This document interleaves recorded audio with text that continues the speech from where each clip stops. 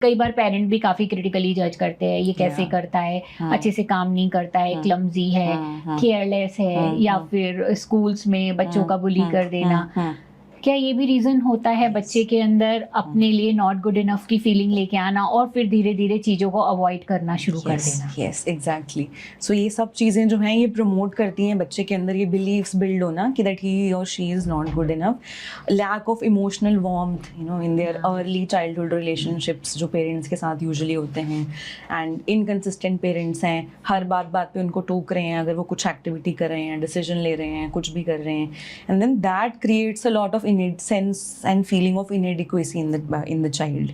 And when they go to school, the teacher is also critical, not giving that kind of warmth to the kid, and he or she is experiencing bullying, and then these all factors basically ultimately add on to if the person is already genetically predisposed to get that personality disorder. अगर already family में psychiatric issues की history है plus environment में ये सब चीज़ें भी हैं, तो वो रिस्क को बढ़ा देता है कि person can develop the avoidant personality disorder. Right. और it can also affect their marital life ना, दे आर अवॉइडेंट अपने पार्टनर के साथ, इमोशनली एक्सप्रेसिव नहीं होंगे, शेयर नहीं करेंगे उनके साथ व्हाट दे वांट, तो वो कॉन्फ्लिक्ट हमेशा रहेगा। मैरिटल डिस्कॉर्ड जो है और रिलेशनशिप्स के ब्रेक होने का भी काफ़ी इसमें प्रॉब्लम रहती है, चांसेस रहते हैं।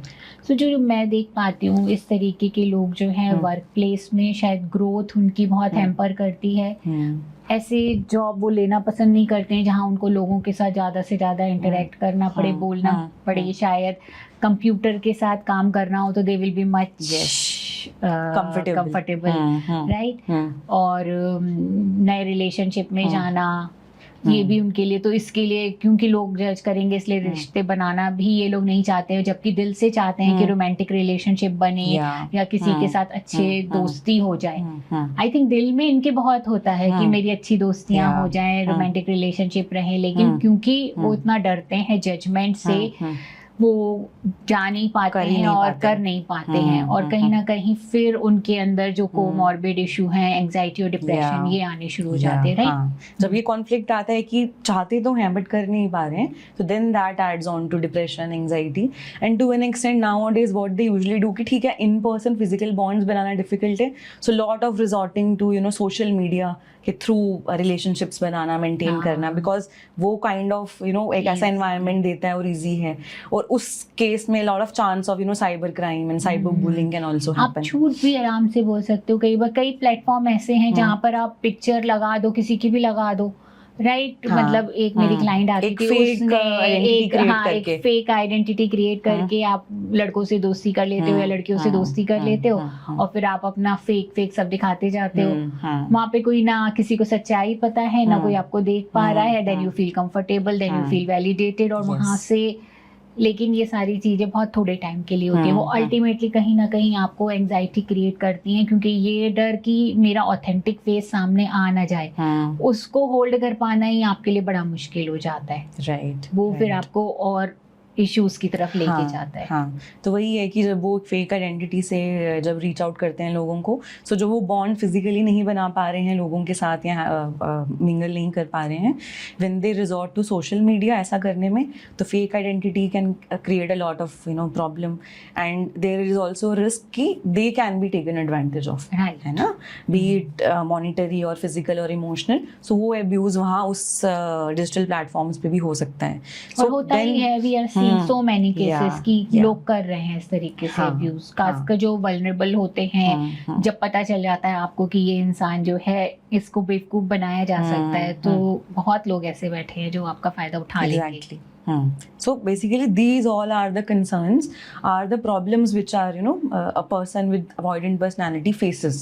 So ultimately they are facing a lot of issues, but still they are not able to do anything about it. And इसको भी normalize कर दिया जाता है काफ़ी हद तक। जब तक वो एक सीवियर एंजाइटी स्टेट या डिप्रेशन में नहीं आते, या वो एक सीवियर किसी ड्रग पे डिपेंडेंट नहीं हो जाते, तब तक they don't see a need to seek help for their issues. So true. And ये पर्सनैलिटी, अर्पिता, कई बार देखा जाए तो पर्सनैलिटी इस तरीके की कई बार कॉमन भी होती है, जैसे आपने बोला कि नॉर्मलाइज किया जाता है, इसलिए किया जाता है क्योंकि इस स्पेक्ट्रम में रहती है। Yes. शायद हम भी बोलेंगे कि कई बार हम डिपेंड कर जाते हैं, मैं अपने हस्बैंड के ऊपर कई चीज़ों के लिए डिपेंड करती हूँ कि भाई ये वाले काम कर ले, मुझे ना करने पड़े, है ना। हाँ जी। या कई बार जैसे मुझे याद है, जैसे आपने बोला कि वो गर्ल थी जो बहुत ज़्यादा अपनी फ्रेंड के ऊपर डिपेंड कर रही थी और उसकी फ्रेंड गई तो वो बहुत ज़्यादा उसके अंदर इश्यूज आने शुरू हो गए, एंजाइटी डिप्रेशन के। तो इवन आई रिमेंबर कि जब मैं हाई स्कूल में थी और मेरी एक अच्छी फ्रेंड, हम 8 पास करके बहुत अच्छी बॉन्डिंग थी, अब उसको दूसरा सब्जेक्ट मिल गया, वो वाला नहीं मिला जो मुझे मिला, अब हमारी क्लासेस अलग हो गई। Even I felt very bad और 1-2 दिन तक बड़ा बुरा लगा, एंड मैं चाहती नहीं थी कि ऐसा हो हमारे बीच में। तो थोड़ा सा मुझे ऐसा दिख रहा है कि कहीं ना कहीं ये ट्रेड तो शायद हम लोगों में है, राइट, हम सबके अंदर हैं। थोड़ा सा हम, हो सकता है किसी के अंदर थोड़े हों, किसी के अंदर ज्यादा हों।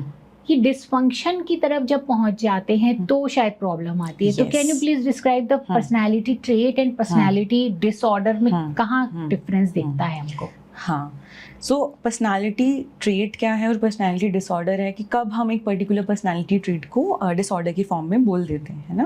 तो काफ़ी लोगों में mixture of all the personality traits हो सकता है। Some people can be anxious, थोड़े से डिपेंडेंट किसी पे, और they are more particular when we थोड़ा सा ऑब्सेसिव पर्सनालिटी ट्रेट्स देखने को मिल सकते हैं, या थोड़े से हिस्ट्रॉनिक ट्रेट्स मिल सकते हैं, या थोड़े से एंटी सोशल ट्रेट्स मिल सकते हैं। ये सब traits mixture of traits basically make a person's personality, right? But that person should understand that when the external situation is changed or external situation is demanding, how they need to accommodate and react to a situation so that उनका personal life और professional life hamper नहीं हो. They are able to sail through that more easily and without any difficulty. But when we talk about a personality disorder, तो उसमें हमें particular kind of specific traits जो हैं वो इतने ज़्यादा threshold को cross कर जाते हैं, and when we talk about we labeling them as a personality disorder, then we basically use the classificatory systems in psychiatry usually, है ना, DSM हो गया, ICD हो गया. So we see कि okay, that person has come to us, presented to us patient, and what criteria that person is fitting. Right. So we use those diagnostic classificatory systems to diagnose that the person is having only a trait level of personality issues or a personality disorder. और जब हम personality disorder पे भी किसी को label कर देते हैं, किसी patient को, so then we gauge कि okay, it is in a milder level or a moderate level or a severe level. So based on that we give prognosis कि कितना पॉसिबिलिटी है वो बिहेवियर्स को चेंज करने की, कि उनका अल्टीमेटली कितना वो बेटर हो सकते हैं, कितना इम्प्रूव कर सकते हैं. अगर पर्सनालिटी ट्रेट्स हैं here and there and they feel that is bordering and they want to change it, so those profile of people also come. If they feel कि हाँ डिपेंडेंसी कुछ ज़्यादा ही हो गई है, मैं कर रहा हूँ या कर रही हूँ, अकोमोडेट हो भी पा रहा है, but I am feeling slightly anxious about it और sad about it, so they come to us and we help them to navigate कि कैसे they can be more assertive, not to depend on anyone emotionally that much. So traits also can be provided help, but when it comes to disorder, so they definitely